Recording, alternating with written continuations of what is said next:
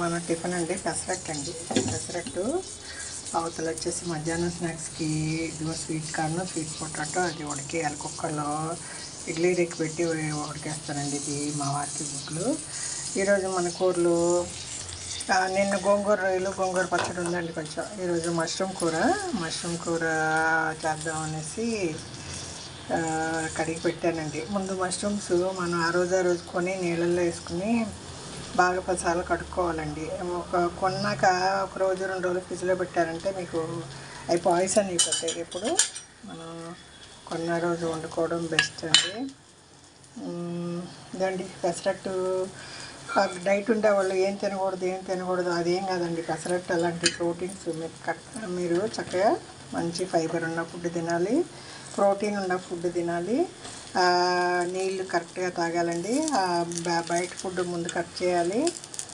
పొద్దుటలేసి ఒక గ్లాసు పుల్ల మజ్జిగలో శొంఠి, ధనియాల పొడి లాంటివి వేసుకొని తాగడం, ఫ్లాక్స్ సీడ్స్ అవి వాడితే మీకు తప్పకుండా వెయిట్ లాస్ అవుతుందండి.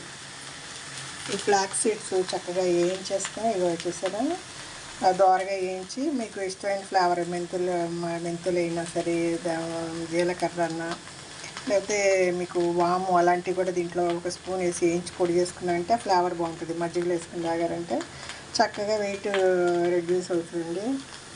మీరు ఇలా ప్రోటీన్స్తో హైగా ఉండేవి పెసరట్టు లాంటివి బాగా తింటే మీకు ప్రోటీన్స్ ఉంటాయి.